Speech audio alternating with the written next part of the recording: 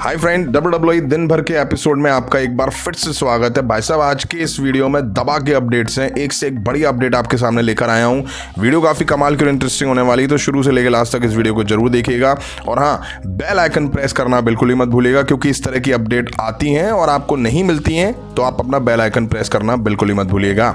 तो सबसे पहले बात कर लेते हैं फॉर्मर WWE सुपरस्टार और करंट AEW सुपरस्टार स्टिंग के बारे में। वो AEW डायनामाइट में दिखे, जहां उन्होंने अपना रिटायरमेंट अनाउंस कर दिया है।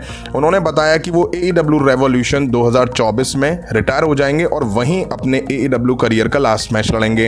हालांकि अभी ये क्लियर नहीं है कि वो किसके खिलाफ अपना लास्ट मैच लड़ेंगे, ये तो खैर आने वाला टाइम ही बताएगा। हालांकि रूमर्स काफी सारे सुपरस्टार के सामने आ रहे हैं।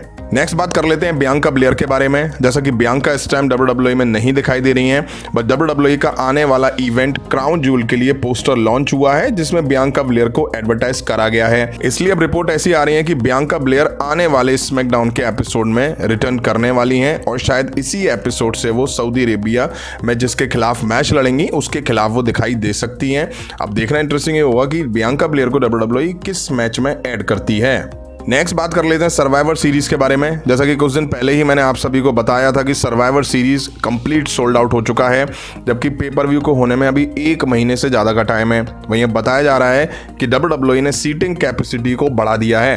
पहले ये 13,000 के आसपास थी और अब 15,000 के आसपास इसको कर दिया गया है। बताया ये भी जा रहा है कि लगभग 2800 सीट्स WWE ने बढ़ाई हैं। वहीं आपको ये भी बता दूं, कल होने वाला स्मैकडाउन भी सोल्ड आउट है। अब कहा तो ये जा रहा है कि हैवी डिमांड के चलते सर्वाइवर सीरीज में सीट्स को बढ़ाया गया है। वहीं बात कर लेते हैं रॉयल रंबल के बारे में। WWE ने रॉयल रंबल के लिए भी टिकट्स अनाउंस कर दी हैं। WWE ने ट्वीट करा और बताया कि start the road to WrestleMania on January 27 at Tropicana field.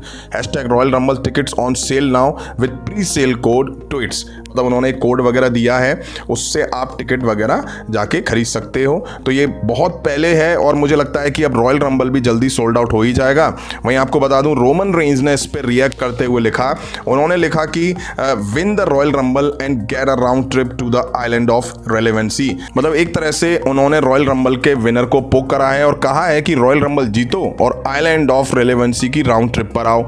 वहीं रोमन रेंज से जुड़ी एक और शॉर्ट अपडेट आप लोगों को दे देता हूं, जिसमें पॉल हेमन ने रोमन रेंज को लेकर कहा कि जो लोग भी अभी तक रोमन रेंज को बार बार जीतते हुए देख के बीमार हो चुके हैं, वो आगे और बीमार होने वाले हैं।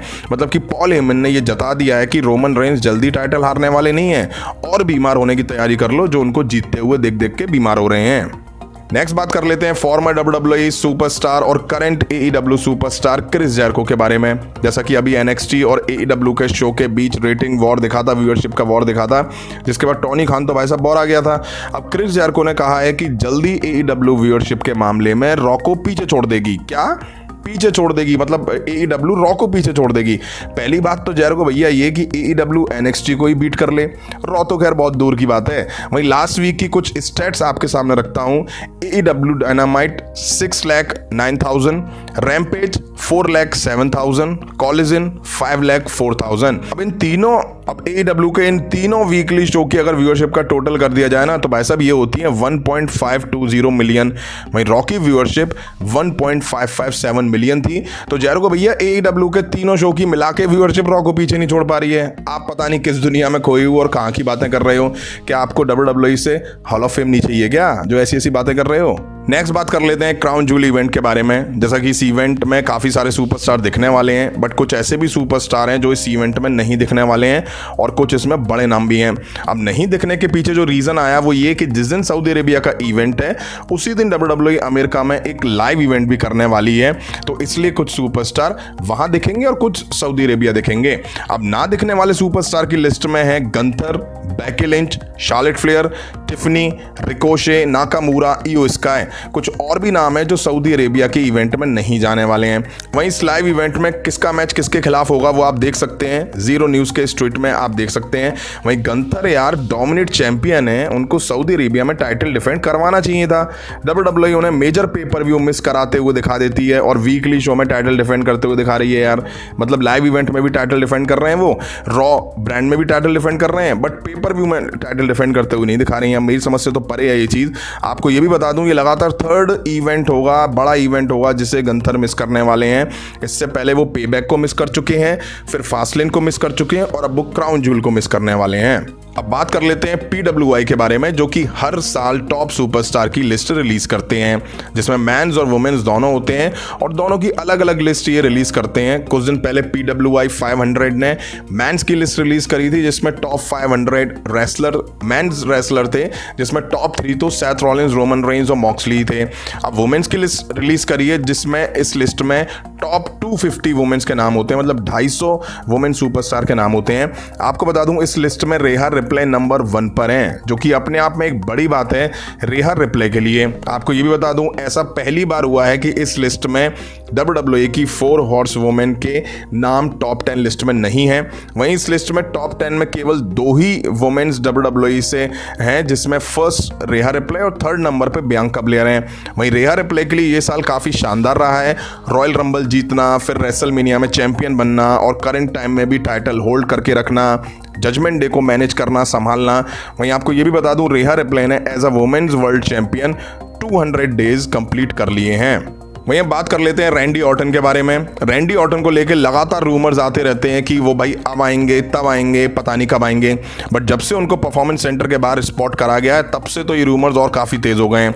मैं आपको बता दूं, रैंडी ऑर्टन के सर्वाइवर सीरीज में रिटर्न करने के स्ट्रॉन्ग चांसेस बताए जा रहे हैं। कहा जा रहा है कि WWE चाहती है कि वो रैंडी ऑर्टन के रिटर्न को जल्दी करवाएं और सर्वाइवर सीरीज से बढ़िया कोई टाइम नहीं हो सकता है, क्योंकि फिर जनवरी 2024 में ही रॉयल रंबल होगा, जिससे फिर अभी टाइम है।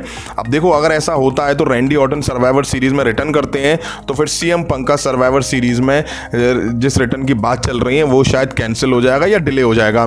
क्लियर है, WWE एक ही इवेंट में दो बड़े सुपरस्टार का रिटर्न नहीं कराने वाली है, वो भी रैंडी ऑर्टन और CM पंक का, ये सबको पता है। इसलिए अगर रैंडी ऑर्टन फिक्स है रिटर्न के लिए, तो हो सकता है WWE CM पंक के रिटर्न को डिले कर दे, यानी कि रैंडी ऑर्टन के रिटर्न की वजह से CM पंक का रिटर्न डिले हो सकता है। अगर WWE उनको ला रही है तभी। अब देखना इंटरेस्टिंग ये होगा कि अगर CM पंक और रैंडी ऑर्टन दोनों प्लान है रिटर्न के लिए, तो सर्वाइवर सीरीज में किसका रिटर्न होता है, क्योंकि सर्वाइवर सीरीज शिकागो में होने वाली है और CM पंक का वो होम टाउन भी है।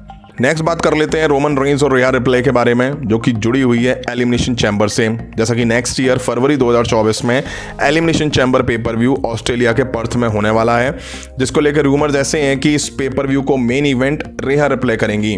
रीजन साफ है, रेहा रिप्ले ऑस्ट्रेलिया की हैं, डोमिनेट दिखाई दे रही हैं, तो 60,000 फैंस यानी कि 60,000 फैंस के सामने वो इस पेपर व्यू को हेडलाइन करती हुई दिखाई दे सकती हैं। अब ऑस्ट्रेलिया का कोई लोकल न्यूज चैनल है 7 एडिलेड, उन्होंने अपने ऑफिशियल ट्विटर पेज पर इस बारे में जानकारी दी है।